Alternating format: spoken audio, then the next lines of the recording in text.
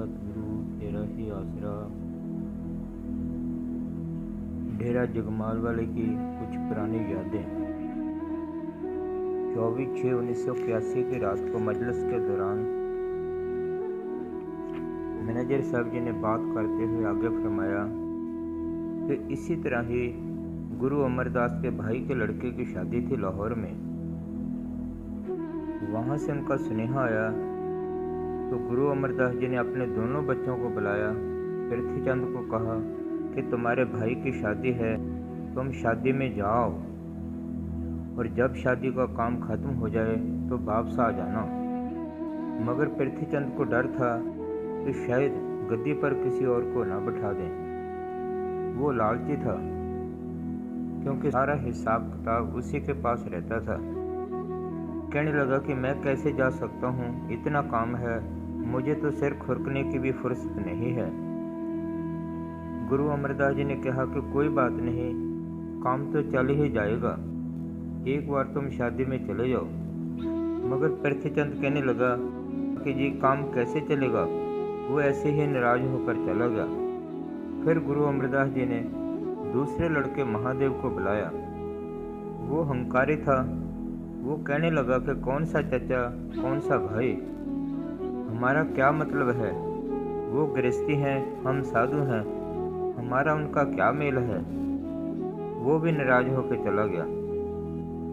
फिर गुरु अमरदास जी ने गुरु अंगद साहिब जी को बुलाया कि आप शादी में जाओ और शादी के बाद गांव में धर्मशाला में बैठकर खुद भजन करना और सिखों को भी करवाना, और जब तक हम ना बुलाएं यहाँ नहीं आना। तो वो कहने लगे कि अभी जाऊं या माता जी की इजाज़त लेकर जाऊं। तो मैनेजर साहब जी ने हैरान होकर फरमाया कि देख लो, ये है हुक्म मानना। तो गुरु अमरदास जी ने कहा कि तुम हुक्म लेकर जाओ। वो माता जी के पास गए। माता जी ने उनको फरमाया कि देखना, पृथ्वीचंद तो लोभी है, महादेव हंकारी है, तुमने दीनता रखना है, हुक्म से परे ना होना, कहीं घर से गद्दी ना चली जाए। तो गुरु अंगद साहिब जी लाहौर में गुरु अमरदास जी के लड़के की शादी में चले गए। वहाँ काफ़ी दिन रहे। शादी के बाद फिर वो धर्मशाला में रह के भजन सिमरन करते रहे। काफ़ी टाइम हो चुका था, अब दिल ना लगे तो वहाँ तड़फ की चिट्ठियाँ लिखन। जब वो चिट्ठी यहाँ आए तो पृथ्वीचंद उनको छुपा ले। फिर गुरु अंगद साहिब जी ने उनको बुलाया। चीज़ तो हुक्म मानने वाले को ही मिली, सो राज तो हुक्म मानने में है। उसके बाद गांव गदराना से आए। गुरमुख जी ने कहा कि जी अगर सच्चे सौदे का काम उसी तरह हुक्म से चलता तो पता नहीं क्या बढ़ना था। तो मैनेजर साहब जी ने अफसोस करते हुए फरमाया कि वाकया ही ठीक है। अंदर अंदर से तो वो सभी लोग रोते हैं कि क्या कर बैठे, किसको गद्दी पर बैठा दिया। उसके बाद बाली जी ने गुरबाणी का शब्द जबते दर्शन पेटे साधु के भले दिन स्वाय बोला। तो मैनेजर साहब जी ने फरमाया कि धनपत को तो जानता ही है, अमर सिंह के साथ पानीपत से आया करता था। शुरू में उसकी अपने हाथ से लिखी 2-3 चिट्ठियाँ हमारे पास पड़ी है।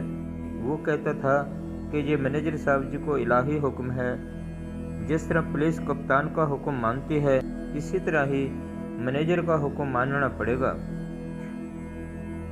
वसीयत के अंदर जो कुछ भी लिखा है सब बिल्कुल ठीक है। पता नहीं वो डेरे वाले क्या पढ़ाई करवाते हैं, उन वही आदमी हमारे खिलाफ है। इन लोगों का यही हाल है। फिर गुरमुख जी ने एक बात सुनाई कि हमारे खेत का गुआंढी है, उसने उधर से नाम ले रखा है। कहता है कि वो पुराना दरबार है, यहाँ तुम क्यों जाते हो, नए पास क्या रखा है। तो मैंने उसको कहा कि यह तो कोई बात नहीं, पुराना दरबार है, हम तो संतों के कई सत्संग सुने हैं, मगर तुम भी एक दिन जरूर चल कर आओ। वो कहने लगा कि हमें तो वहाँ जाने का हुक्म नहीं है, तुम सामने ना आइयो, किसी दीवार के पीछे बैठकर ही एक बार सत्संग तो सुनो, आपको पता चलेगा कि सत्संग किसको कहते हैं। वो प्रेमी कह रहा था कि मैं कभी आऊँगा। तो मैनेजर साहब जी ने फरमाया कि उनको पता है कि जब कोई उधर जगमालवा चला गया उसी टाइम ही वो बदल जाएगा, या फिर पुरानी संगत को जो डरावा पाया है कि आपको हम डेरे नहीं बढ़ने देंगे या फिर मारेंगे। फिर मैनेजर साहब जी ने अफसोस करते हुए फरमाया कि बाकी रही बात नसीबों की। फिर फरमाया कि कल हमें घोकियाँ वाले से जरनैल सिंह ने, जो भगवान दास का लड़का है, बात सुनाई कि ये तो सतगुरु ने अपार मेहर की है जो हम इस रास्ते में आ गए। मेरा भी पहले उधर से नाम लिया हुआ था।